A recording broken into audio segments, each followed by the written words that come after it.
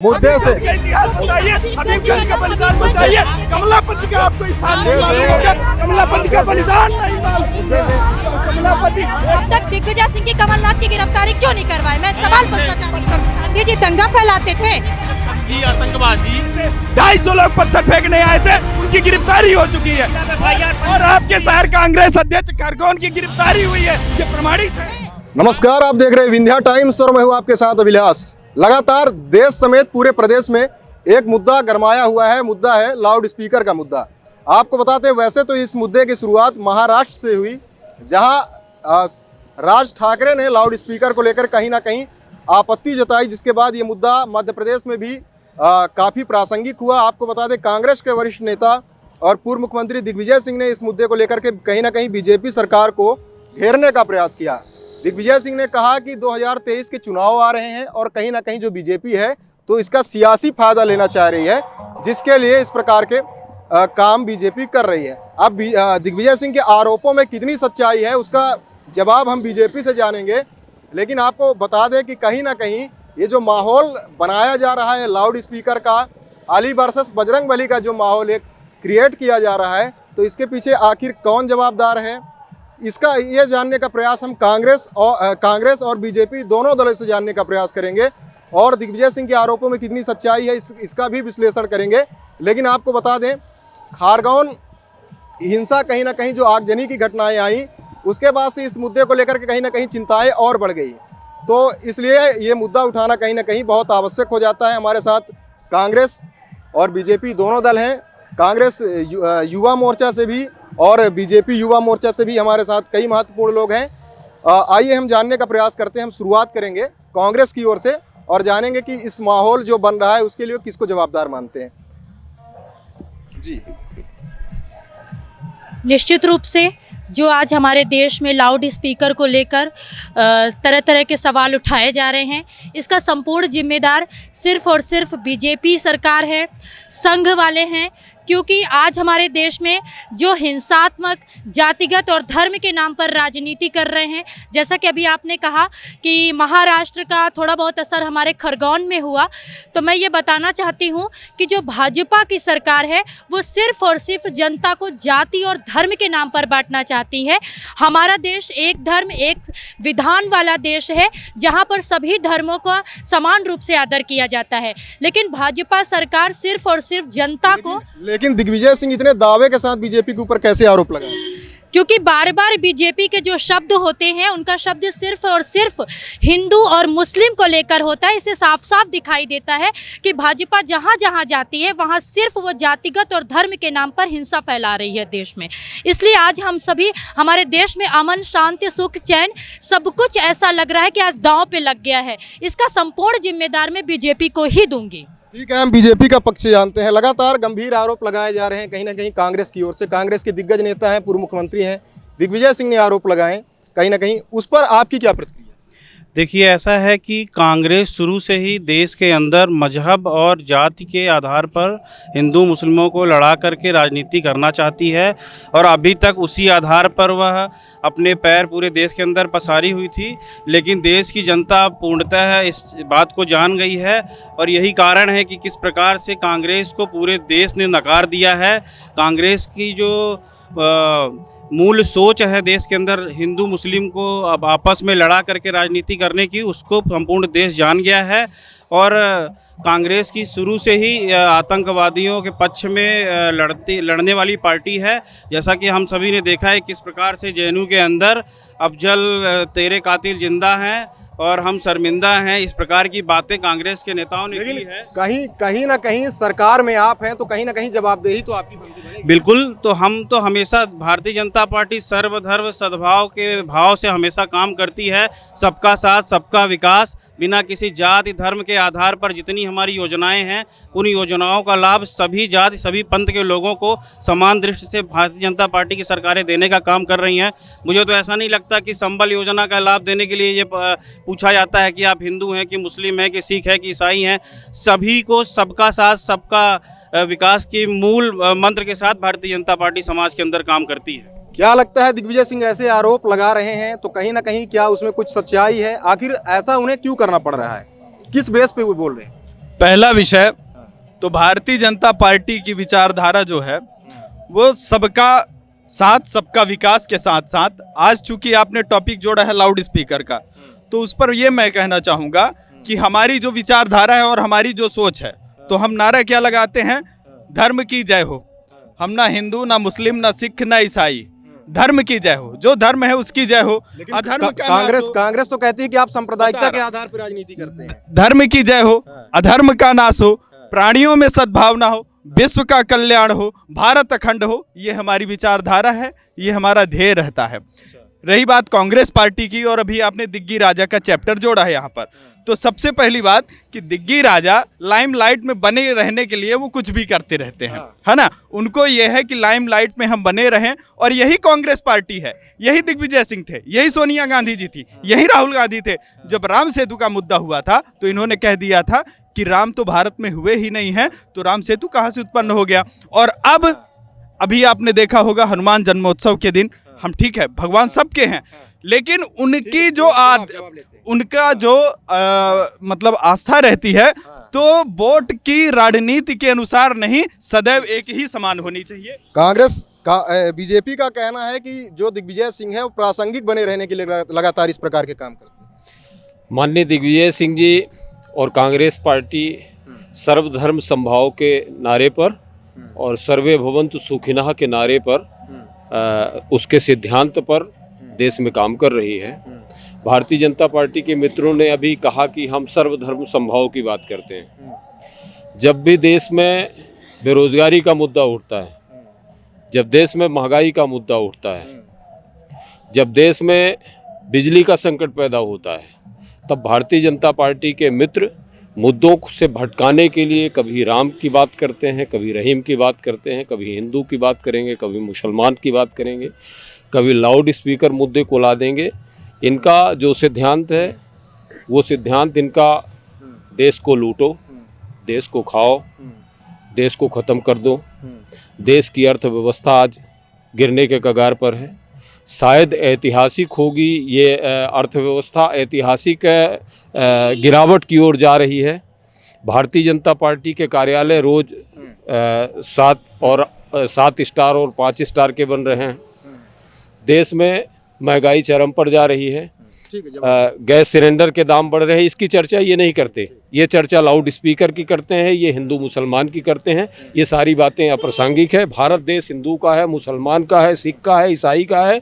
इस देश में जब तक सारी जातियां रहेंगी, सारे धर्म रहेंगे, वही खूबसूरती होगी और वही भारत होगा, वही अखंड भारत होगा। कहीं ना कहीं निश्चित तौर पर आरोप है कि राजनीति में फायदे के लिए आप हिंदू मुस्लिम करते हैं, कितनी सच्चाई है आरोप में? देखिए, आज जो मुद्दा आप लेके आए हैं, जिसमें आप डिबेट कर रहे हैं, इसमें माननीय सर्वोच्च न्यायालय का कई बार नोटिफिकेशन है और सर्वोच्च न्यायालय ने डिसाइड किया है कि ध्वनि प्रदूषण पर रोक लगनी चाहिए। वाद्य यंत्र, ऐसे वाद्य यंत्र नहीं बजाए जाने चाहिए जिससे आम जनता को ध्वनि के कारण क्षति होती हो। जो मुद्दा आप है, ये कांग्रेस बीजेपी का मेरा मुद्दा नहीं है। निश्चित तौर से आपका डिबेट है, आप अपने विषय में आए, उस विषय में कि ध्वनि प्रदूषण होना चाहिए कि नहीं होना चाहिए। उत्तर प्रदेश की सरकार ने जो आज किया है, ये एक्ट लाया है या रोक लगाई जा रही है, क्या वाजिब है, क्या वास्तविक है कि नहीं? तो उसी मुद्दे से जुड़ा हुआ है ना भाई। लाउड स्पीकर पे भी आपत्ति है कि अजान क्यों बजाई जा रही है, हनुमान चालीसा क्यों नहीं बजाई जा रही। दोनों को एक दूसरे को आपत्ति है, धर्म से ही है। कहीं ना कहीं ये मुद्दा धर्म से, हम उसी में आ रहे हैं। इस देश में चाहे वो मुस्लिम हो चाहे हिंदू हो, सभी देश में सुप्रीम कोर्ट, सर्वोच्च न्यायालय संविधान को मानने का जो संविधान बना है वो सभी के लिए बना, किसी एक वर्ग के लिए नहीं बना है, एक समुदाय के लिए नहीं बना है। और सबको उस राइट्स को मानना चाहिए, संविधान को मानना चाहिए, पालन करना चाहिए। तो निश्चित तौर से सर्वोच्च न्यायालय की ये नोटिफिकेशन है और समय समय पर स्टेट गवर्नमेंटों ने इस ध्वनि प्रदूषण पर रोक लगाने की बात कही है। हमारे भारतीय संस्कृति में वाद्य यंत्र बजते थे, शंखनाद होता था। कोई भी शुभ काम हमारे हिंदू रीति रिवाज के साथ शंखनाद के साथ होता था। वो चाहे बीजेपी का व्यक्ति हो, चाहे कांग्रेस का व्यक्ति हो, चाहे किसी वर्ग समुदाय मजहब का हो, ये मायने नहीं रखता।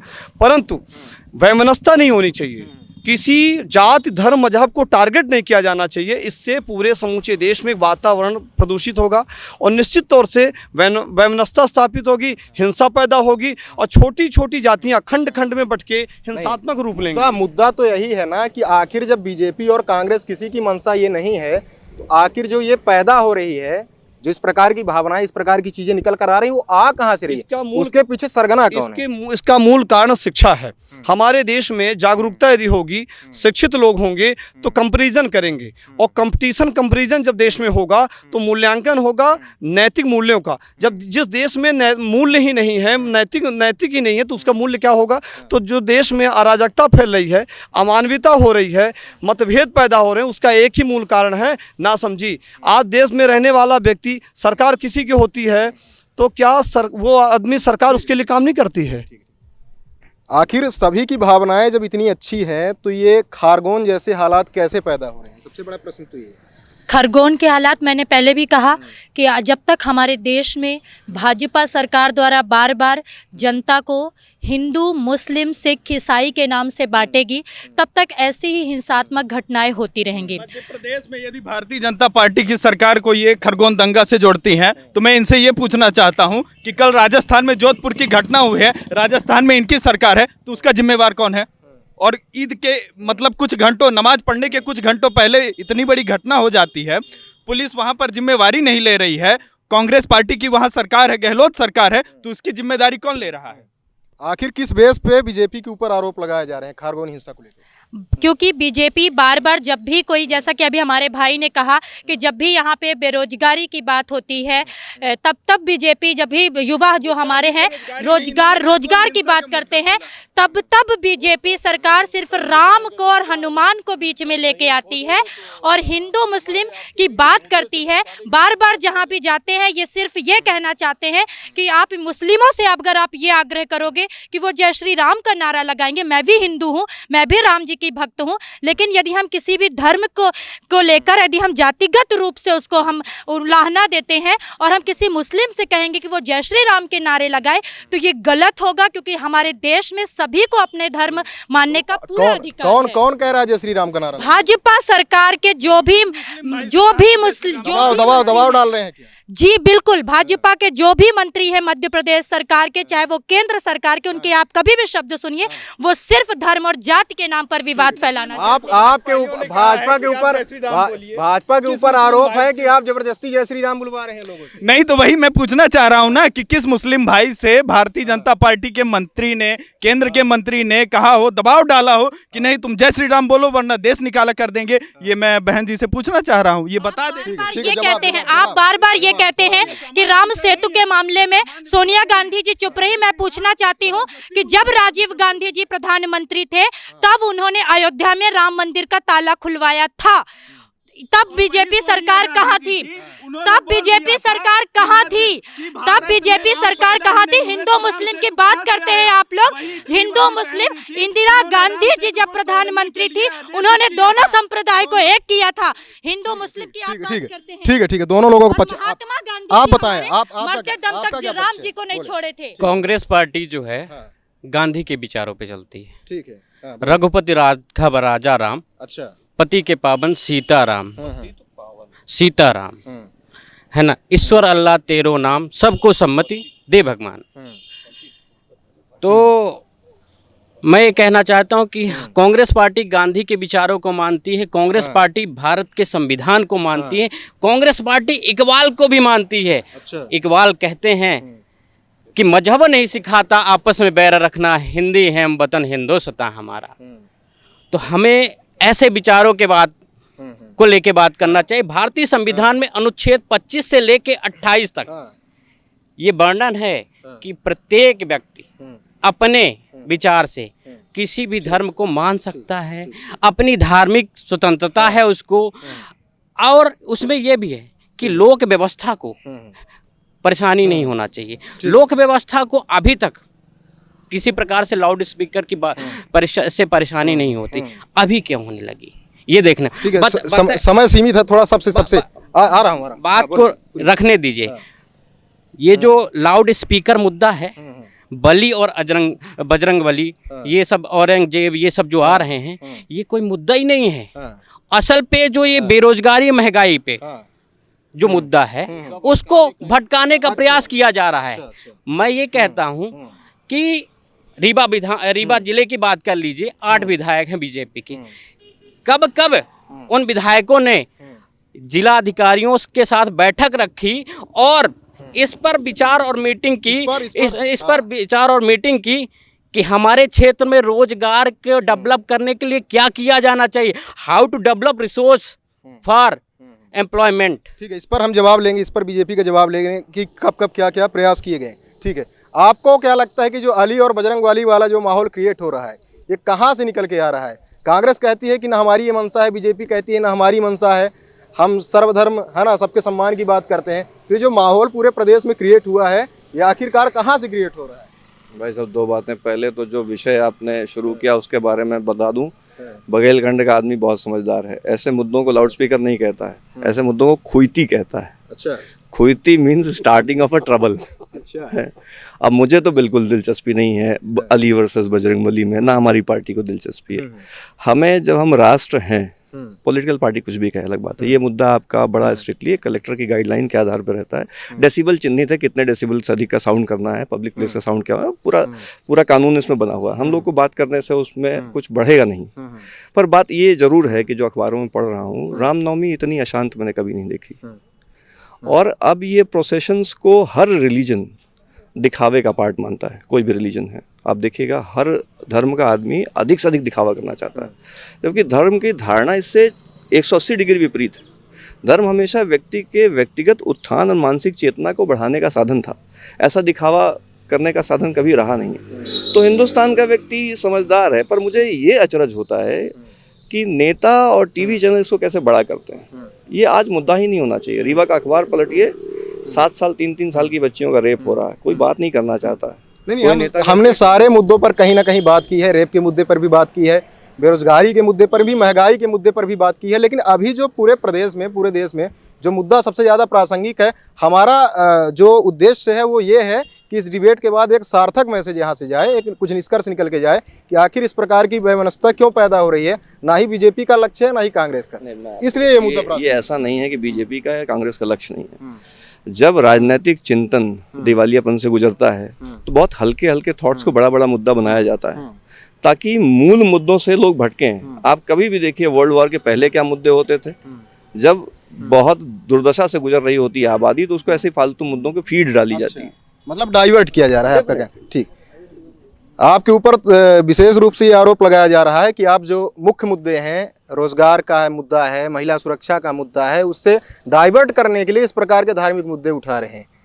और आरोप तो ये भी है कि जय श्री राम बुलवा रहे हैं, लेकिन क्या आप डाइवर्ट कर रहे हैं? देखिए, ऐसा है, अभी हमारी बहन ने कहा कि कांग्रेस पार्टी महात्मा गांधी जी के विचारों को लेकर काम करती है। मुझे ऐसा लग रहा है महात्मा गांधी जी के विचारों की तिलांजलि पूरी तरह से कांग्रेस ने दे दी है।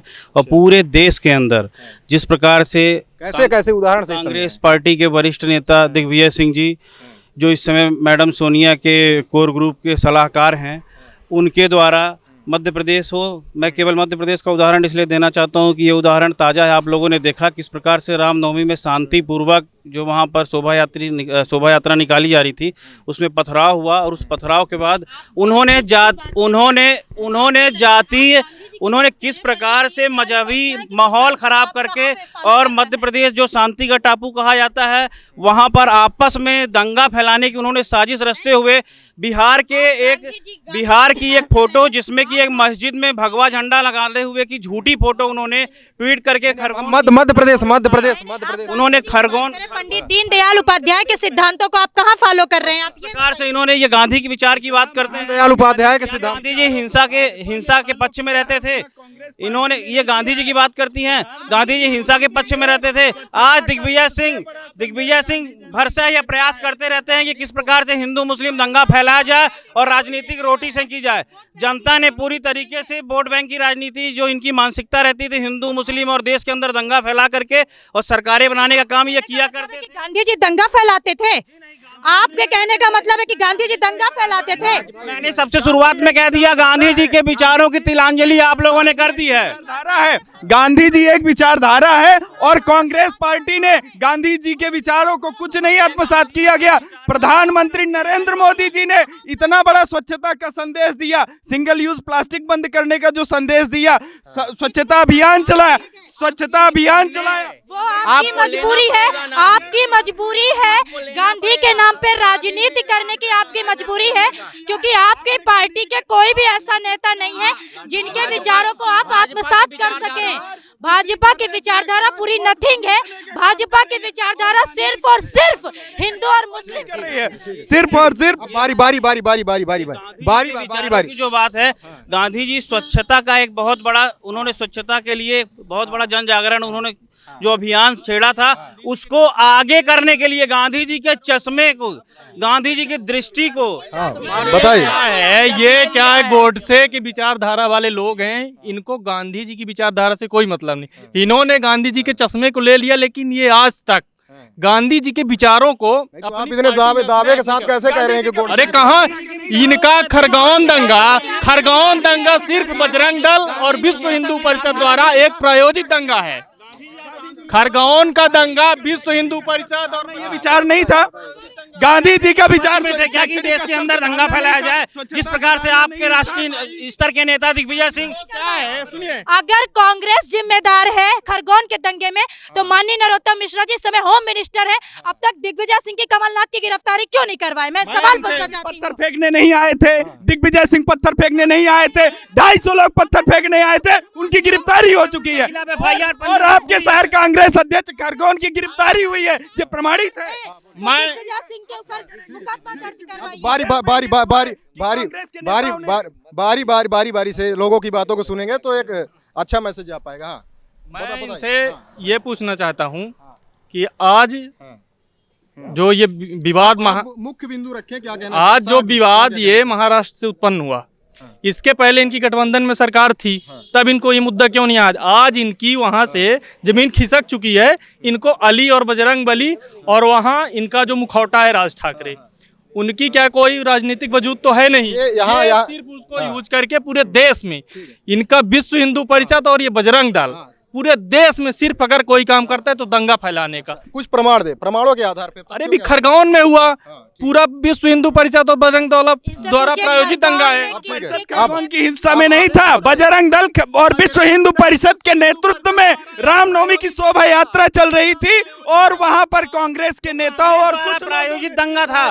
कांग्रेस का शहर अध्यक्ष की गिरफ्तारी हुई है, यह प्रमाण है। शांति भंग गिरफ्तारी हुई है, गिरफ्तारी हुई है और प्रदेश में शांति न रहे किसी भी प्रकार से, इसलिए वहां पर ऐसा मुद्दा बना है। शिवराज सिंह चौहान ने पूरी संघी आतंकवादी, इनको क्या है ये, इनको यदि धर्म की रक्षा करने के लिए विश्व हिंदू परिषद बजरंग दल आतंकवादी है, एक बड़ी बात, धर्म की रक्षा करने के लिए यदि विश्व हिंदू परिषद बजरंग दल आतंकवादी है तो बजरंग दल का कार्यकर्ता, विहिप का कार्यकर्ता स्वीकार करता है कि मैं आतंकवादी हूं।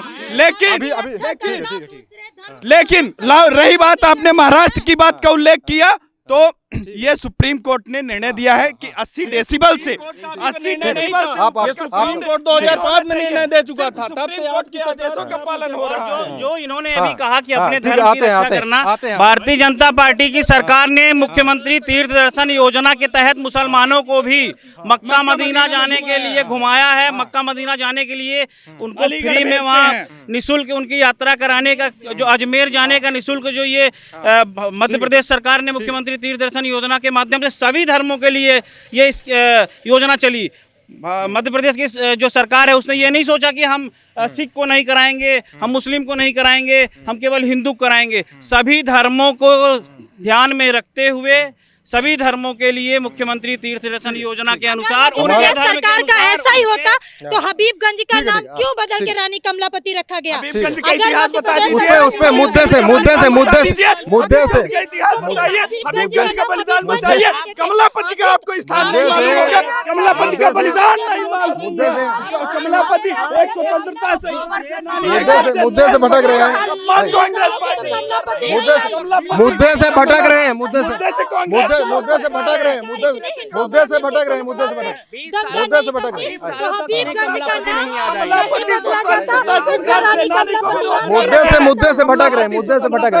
रहे हैं, रुकिए। हमारा हम आखिरी सवाल ये है कि जो इस प्रकार के हालात बन रहे हैं। अब उसके लिए कौन जवाबदार है ये तो अब भगवान जाने, क्योंकि आरोप ठीक है, लेकिन आरोप प्रत्यारोप अब सुना जाए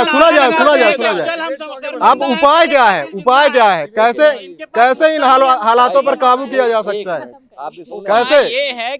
कैसे इन हालातों पर सुधार किया जा सकता है? उपाय अब धैर्य पूर्वक सभी लोग शांतिपूर्वक डिबेट में यही देख लिया, एक माइक है, वही विवाद है, वो आपके हाथ में है। सही जगह पे सही व्यक्ति के पास माइक रहा आएगा तो ये समाधान हो गया। हम सबको मौका दे रहे हैं, देखिए हाँ, आप मेरी बात समझे नहीं। सबको मौका बराबर मिल रहा है। आप अप्रत्यक्ष रूप से मीडिया पे वार कर रहे हैं। नहीं, आप बात को समझ नहीं रहे हैं, फिर से बात को समझिए। सारा समाधान कहाँ पर है? जैसे आप माइक संचालित कर रहे हैं ना, आप एक जिम्मेदार व्यक्ति हैं और अपने चैनल के प्रति जवाबदेह हैं, तो आप उस व्यक्ति को उतने समय के लिए माइक देते हैं जब तक वो अच्छी और क्वालिटी की बात कर रहा है। इस माइक से बढ़िया बातें बाहर जा रही हैं। ऐसी माइक को किसी कचरा व्यक्ति को दे देंगे तो इससे कचरा फैलाने लग जाएगा। तो ये सारी गंभीर चीज़ें हैं, ये गंभीर जिम्मेदारियाँ हैं, ये उचित व्यक्ति के पास उचित समय के लिए जाएंगी तो समाधान हो जाएगा। मेरे समझ से राजनीतिक दल के जो बड़े सीनियर लोग हैं, जैसे दिग्विजय सिंह जी हैं या ये लोग, इन लोगों को इस मुद्दे में इन मुद्दों में प्रतिक्रिया देनी ही नहीं चाहिए।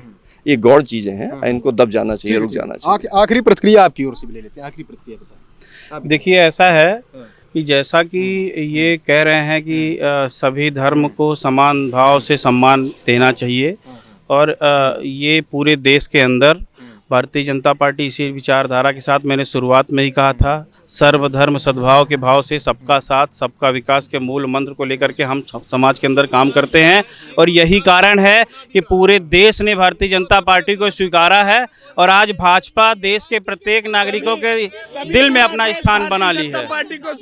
और कांग्रेस का भी हम अपना तो ये हमारे साथ है कांग्रेस बीजेपी दोनों दल साथ में। आपको बता दें, सामाजिक कार्यकर्ता भी थे।